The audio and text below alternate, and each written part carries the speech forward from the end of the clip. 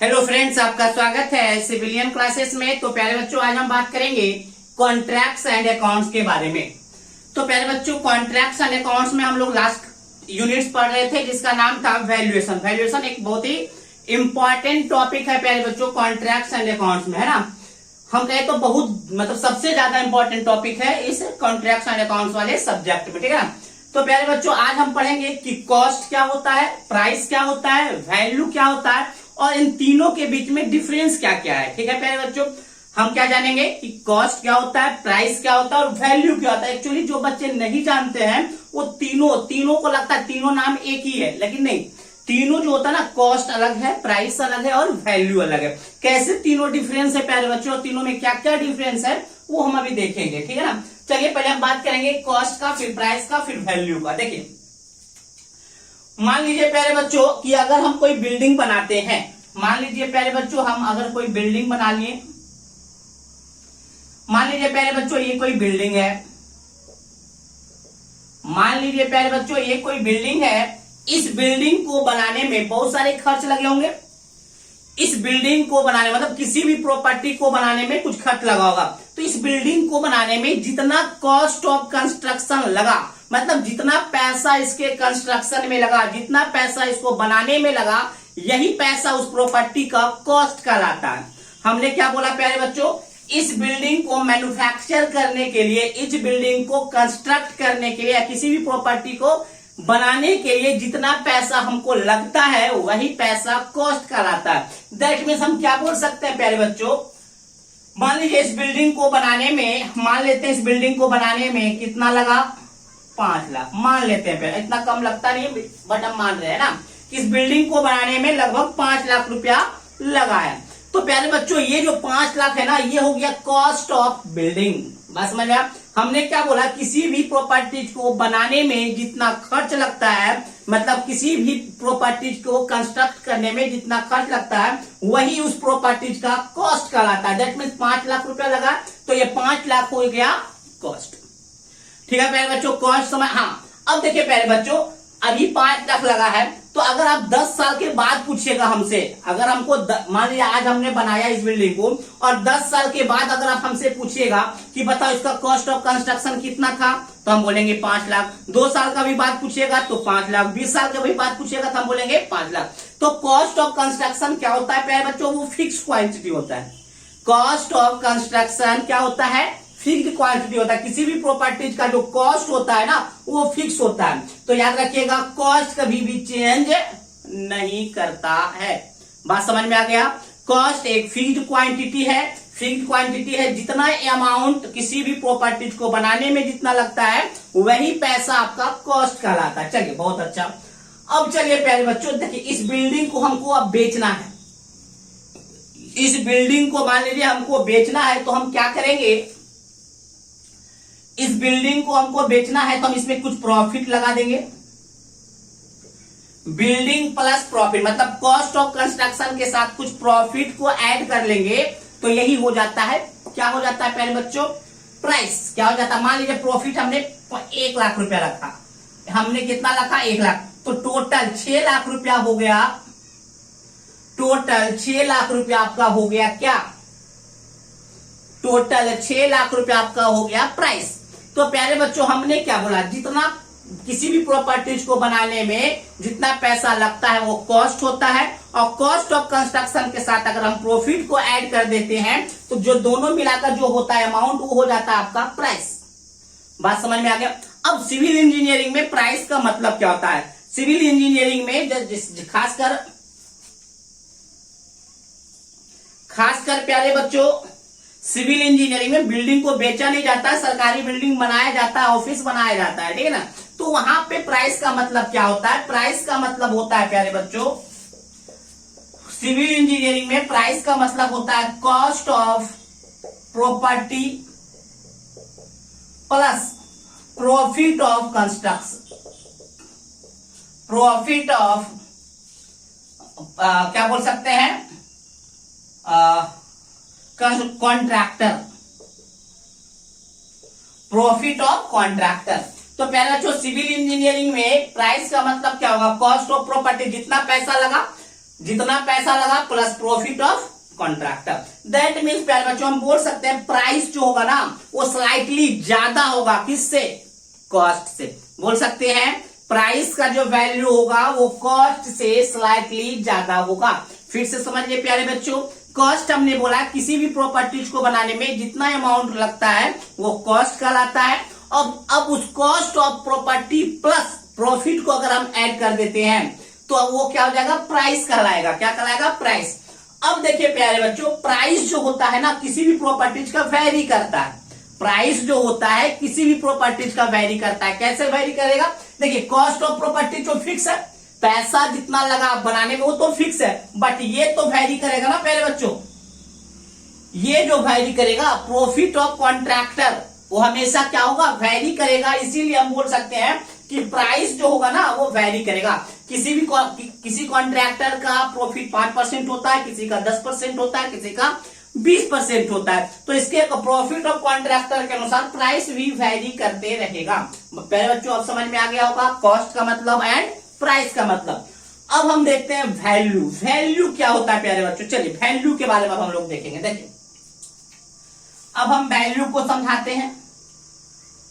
देखिए वैल्यू क्या होता है? मान लीजिए प्यारे बच्चों ये बिल्डिंग हमने बनाया, ये बिल्डिंग हमने बनाया, कितना लगा बनाने में? 5 लाख लगा। बिल्डिंग को बनाने में 5 लाख लगा। अब हम प्यारे बच्चों इसको हम बेच रहे हैं। अब हम इसको बेचना चाह रहे हैं, इस बिल्डिंग को बेचना चाह रहे हैं। तो अभी नया नया बनाए हैं, अब इसको बेचना चाहते हैं, तो पक्का है कि हम 7 लाख रुपए में बेचेंगे। तो प्रेजेंट वैल्यू जो होता है किसी भी प्रॉपर्टीज का वो कहलाता है वैल्यू। क्या कहलाता है? वैल्यू। जैसे पहले बच्चों अभी हम बिल्डिंग हमने बनाया, अब इसको बेचना है, तो 5 लाख प्लस कुछ और प्रॉफिट हम जोड़ लेंगे अपना, मतलब प्रेजेंट वैल्यू मान लीजिए 7 लाख हो गया, तो ये 7 लाख आपका वैल्यू कहलाएगा। अब मान लीजिए पहले बच्चों इस बिल्डिंग को हमने आज बनाया और 20 साल के बाद हम बेचना चाह रहे हैं। कितने साल के बाद? 20 साल के बाद। तो प्यारे बच्चों 20 साल में इस बिल्डिंग में बहुत सारे क्या हो गया होगा? टीयर एंड भी होगा, कुछ ना कुछ, कोई कॉलम टूट गया होगा, कोई छज्जा टूट गया होगा। तो अब इसको जब हम बेचना चाहेंगे तो ये 5 लाख में भी नहीं बिकेगा, वो 3 लाख में बिकेगा। जैसे कि अगर हम बात करें इस मोबाइल का, तो प्यारे बच्चों हम इस मोबाइल को 5 लाख रुपया में लिए थे, मान लेते इसको हम 10,000 में लिए। इस मोबाइल को हम 10,000 में लिए, अब 5 साल में बेचेंगे तो क्या 10,000 रुपया देगा? नहीं देगा। अब 10,000 का ये देगा 3,000 रुपया। तो किसी भी प्रॉपर्टीज का जो प्रेजेंट वैल्यू होता है, किसी भी प्रॉपर्टी का जो प्रेजेंट वैल्यू होता है ना, वही कहलाता है आपका वैल्यू। बात समझ में आया? तो वैल्यू क्या हो सकता है? वैल्यू आपके कॉस्ट ऑफ कंस्ट्रक्शन से ज्यादा भी हो सकता है और कम भी हो सकता है। ज्यादा कब होगा? अभी हम बनाए और तुरंत इसको बेचेंगे तो ज्यादा टाइम लेके किसी बिल्डिंग को बेचेंगे तो उसका वैल्यू कॉस्ट ऑफ कंस्ट्रक्शन से भी घट जाएगा। दैट मीन किसी भी प्रॉपर्टीज का जो प्रेजेंट वैल्यू होता है ना वही वैल्यू कहलाता है। बात समझ में आ गया प्यारे बच्चों? तीनों में अंतर समझ में आपका आ गया होगा। तो देखिए हम बारी बारी से देखते हैं क्या लिखे हैं। Cost, it is the actual cost of construction of any property. किसी भी प्रॉपर्टीज का बनाने में जितना एक्चुअल कॉस्ट लगता है वही कॉस्ट कहलाता है। ठीक है ना? फिर हमने लिखा it is always fixed amount of any given property. किसी भी गिवन प्रॉपर्टीज के लिए cost of construction, that mean cost जो होता है किसी भी प्रॉपर्टीज का वो फिक्स होता है ना? अब बात हम करेंगे प्राइस का। तो हमने क्या बोला था, इसमें क्या करना है? कॉस्ट ऑफ कंस्ट्रक्शन में प्रॉफिट को ऐड कर देना है ना। तो देखिए it is the cost of construction plus profit of the manufacturing या मैन्युफैक्चर। हमने क्या बोला? जितना किसी भी प्रॉपर्टीज को बनाने में खर्च हुआ प्लस जो मैन्युफैक्चर किया है उसका प्रॉफिट ऐड कर देना है। In case of civil engineering के केस में प्राइस का मतलब होता है cost of construction plus the contractor profit. बात समझ में आ गया प्यारे बच्चों? चलिए अब हम बात करेंगे वैल्यू के बारे में। किसके बारे में बात करेंगे? वैल्यू के बारे में। तो हमने क्या बोला? किसी भी प्रॉपर्टीज का जो प्रेजेंट वैल्यू होता है, जो प्रेजेंट दाम होता है वही कहलाता है वैल्यू।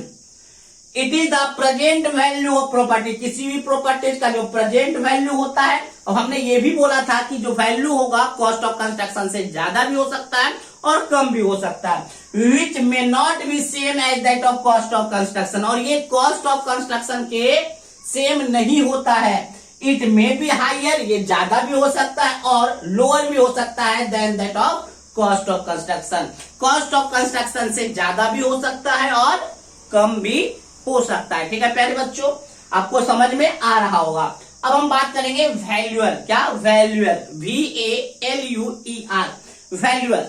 देखिए प्यारे बच्चों, वैल्यूअर क्या होता है? किसी भी प्रॉपर्टीज का जो वैल्यू बताता है, मतलब क्या हम बोल सकते हैं, वैल्यूएशन जो करता है, किसी भी प्रॉपर्टीज का जो वैल्यूएशन करता है, हम ये बोल सकते हैं ऐसा आदमी, ऐसा पर्सन जो वैल्यूएशन में इन्वॉल्व रहता है, जिसका काम है किसी भी प्रॉपर्टीज का वैल्यू निकालना, वो कहलाता है वैल्यूअर। किसी भी वैसा पर्सन जो वैल्यूएशन में मदद करता है, वो पर्सन आपका वैल्यूअर कहलाता है। A person involve in doing the work of valuation of various types of property. वैसा पर्सन जो किसी भी वर्क के वैल्यूएशन में इन्वॉल्व होता है, वही आपका कहलाता है वैल्यूअर। बात समझ में आ गया प्यारे बच्चों? वैल्यूअर। तो चलिए इसको नोट डाउन कीजिए। अब हम बात करेंगे differences between cost, price and value. ठीक है ना? चलिए इसको नोट डाउन कर लीजिए प्यारे बच्चों।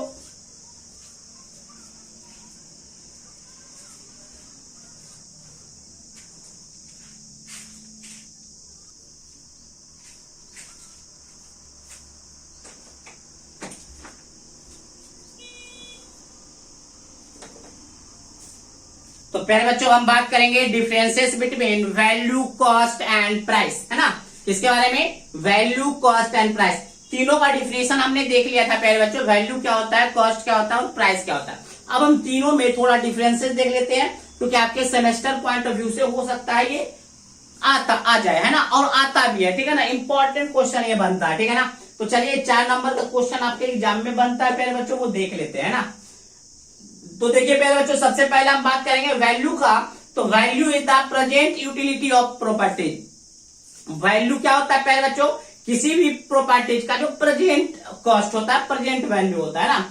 कॉस्ट क्या होता है? Cost is the original amount of construction और प्रोडक्शन। किसी भी प्रॉपर्टीज को प्रोडक्ट करने में या कंस्ट्रक्ट करने में जितना एक्चुअल अमाउंट लगता है, वही आपका कॉस्ट कहलाता है।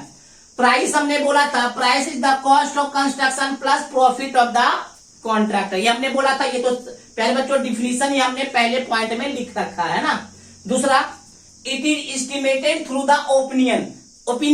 प्यारे बच्चों अब देखिए, मान लीजिए यह पेन है प्यारे बच्चों, इसका प्रेजेंट वैल्यू कितना है, ये ओपिनियन के मतलब ओपिनियन के थ्रू पता चलता है। मान लीजिए 5 आदमी, कोई बोला 2 रुपया, कोई बोला 2.5 रुपया, कोई बोला 5 रुपया, तो सारे ओपिनियन को लेते हुए इसका हम प्रेजेंट वैल्यू निकालेंगे। बात समझ में आया? तो हमने यही लिखा कि it is estimated through the opinion. किसी भी प्रॉपर्टीज का जो present value, that means value जो हम लोग निकालते हैं ओपिनियन के थ्रू निकालते हैं। कॉस्ट क्या होता है? Cost is estimated on actual fact. अब मान ले बच्चों, इस पेन का अगर हमको कॉस्ट निकालना है तो एक्चुअल फैक्ट से निकलेगा कि कितना रुपया इस पेन को लगाने में, बनाने में लगा है। तो एक्चुअल फैक्ट के मदद से आप डिटरमाइन करते हैं, एस्टिमेट करते हैं किसी भी प्रॉपर्टी का cost. Price is estimated through the policy. Price जो होता है, मान लीजिए इस पेन का प्राइस कितना है, तो पॉलिसी के आधार पे मान लीजिए प्यारे बच्चों कंस्ट्रक्शन जितना लगा, मान लीजिए कोई कंपनी है जो ये पेन को बना रही है, तो पेन को बनाने में 2 रुपया खर्च, और इसका पॉलिसी क्या है कि हम 20% चार्ज लेंगे। कितना लेंगे? 20% हम अपना प्रॉफिट लेंगे मैन्युफैक्चर। तो ये उसका पॉलिसी है क्या कि 20% हम क्या लेंगे? प्रॉफिट लेंगे। तो देखिए मान लीजिए 10 रुपया का पेन, तो 20% कितना हो गया? 2 रुपया। तो 10 + 2 12 रुपया प्राइस हो गया। तो प्यारे बच्चों 2 रुपया कहां से आया? पॉलिसी के आधार पे कि उस जो मैन्युफैक्चर है वो कितना उसका पॉलिसी है प्रॉफिट करने का, ठीक है ना। तो हमने ये लिखा price is estimated through the policy. Policy के आधार पे प्राइस को एस्टिमेट किया जाता है। Value is determined from the user prospective. अब देखिए प्यारे बच्चों, इस पेन का वैल्यू क्या होगा? वैल्यू करने का मतलब इसका प्रेजेंट वैल्यू क्या होगा, तो ये डिटरमाइंड किया जाता है यूजर पर्सपेक्टिव के आधार पे। अब इस पेन को जो खरीदने वाला है, जो यूज करने वाला है, उसके अनुसार इसका प्रेजेंट वैल्यू डिटरमाइंड किया जाता है। बात समझ में आया? अगर किसी को जरूरत होगा तो इस पेन का अगर जरूरत होगा तो इसका वैल्यू ज्यादा होगा, अगर इसका जरूरत नहीं होगा तो इसका वैल्यू कम होगा। जैसे प्यारे बच्चों अभी हम लॉकडाउन का बात करते हैं, अभी क्या हो रहा है ना, लगन का समय है, अभी लगन का समय है, तो किसी एक क्या कहते हैं कपड़े का, अगर मान लीजिए आपको जींस खरीदना है, अभी का बात कर रहे हैं, अगर आपको जींस खरीदना है तो 2000 का जींस 2500 में दे रहा है, 2500 का जीन्स 4000 में दे रहा है। क्यों? क्योंकि इसका डिमांड मार्केट में ज्यादा है, लगन है तो आपको उस कपड़े का जरूरत है, और कपड़े का जरूरत है तो आप 2 रुपया ज्यादा करके भी दीजिएगा। तो according to user value determined किया जाता है। और यही बात समझिए, लगन नहीं है, इस कपड़े का कोई डिमांड नहीं है, तो उस कपड़े पे 20% ऑफ करके उसका प्रेजेंट वैल्यू निकाला जाता है। तो हमने क्या बोला प्यारे बच्चों, यूजर पर्सपेक्टिव के आधार पे आप वैल्यू को डिटरमाइंड करते हैं। बात समझ में आया कि यूजर का अगर जरूरत ज्यादा है तो आपका वैल्यू ज्यादा होगा, यूजर का जरूरत कम है तो वैल्यू भी कम होगा।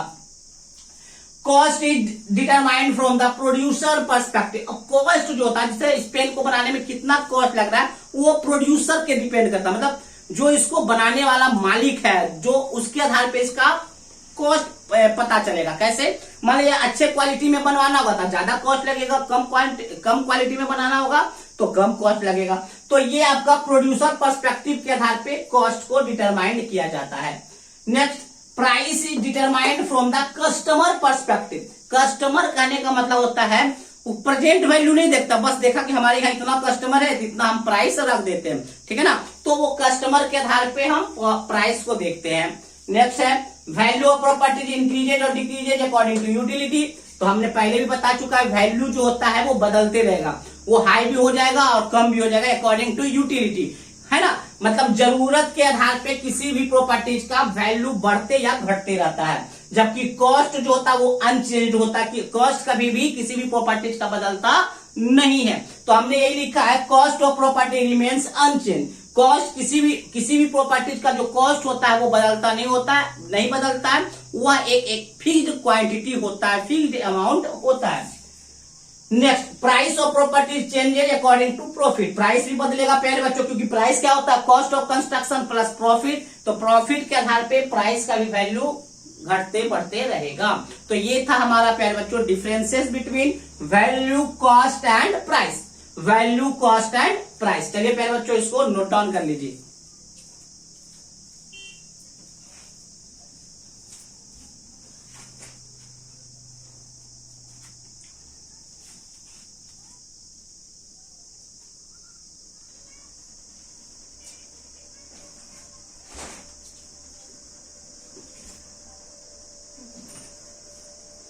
तो पहले बच्चों हम लोग देखेंगे फैक्टर अफेक्टिंग द वैल्यू।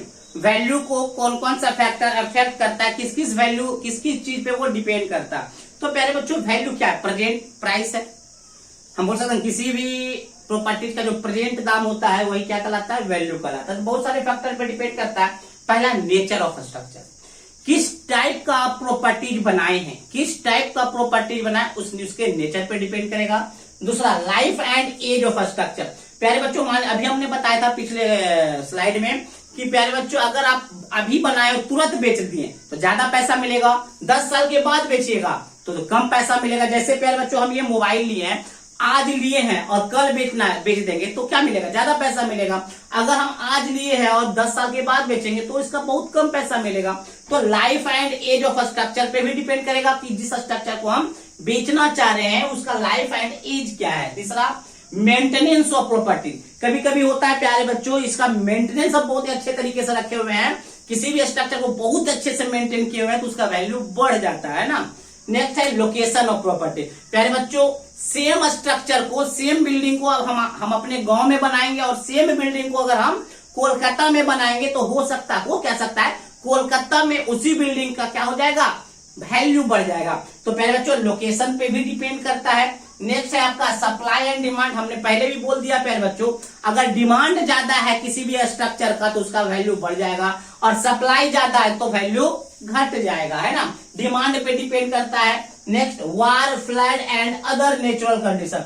कभी कभी देखते होंगे प्यारे बच्चों फ्लड के कंडीशन में क्या हो जाता है ना, फ्लड वगैरह आता है तो मान लीजिए किसी भी स्ट्रक्चर का दाम बढ़ जाता है प्यारे बच्चों। क्यों बढ़ जाता है, मान लीजिए आप स्ट्रक्चर छोड़े, मान लीजिए खाने पीने का दाम बढ़ जाता है तो बहुत सारा है। वार, फ्लड पे भी वैल्यू डिपेंड करता है। Monopoly of property in market. पहले बच्चों कभी कभी मोनोपोली होता है, ऐसा सोच होता है ना कि चलो इस मार्केट में अगर लेंगे तो मेरा दुकान बहुत अच्छा चलेगा, चलो इसका वैल्यू ज्यादा दे देते, इस दुकान का वैल्यू ज्यादा दे देते। तो आपके मोनोपोली पे लिए कि आपका सोच ऐसा है कि अगर हम इस मार्केट में अपना बिल्डिंग खड़ा करते हैं तो मेरा मार्केट मतलब मेरा दुकान अच्छा चलेगा, तो वो आपका मोनोपोली है। तो मोनोपोली और प्रॉपर्टीज के आधार पे भी फैक्ट वैल्यू क्या हो जाता है, बढ़ जाता है ना। रिटर्न्स फ्रॉम प्रॉपर्टी, मान लीजिए बच्चों कोई प्रॉपर्टी खरीद रहे हैं और देख रहे हैं कि उससे रिटर्न बहुत ज्यादा आ रहा है, मान लीजिए कोई ऐसा बिल्डिंग खरीद रहे हैं जिससे किराया बहुत ज्यादा आता है, तो हम देखेंगे अरे यार साल भर में हमको इतना पैसा आ जाएगा, इतना पैसा आ जाएगा, तो चलो इस बिल्डिंग से बहुत ज्यादा मुनाफा होने वाला है, तो चलो इसका वैल्यू हम ज्यादा दे देते हैं। बात समझ में आया? तो इस सारे प्रॉपर्टीज पे आपका मतलब सारे फैक्टर पे आपका वैल्यू डिपेंड करता है।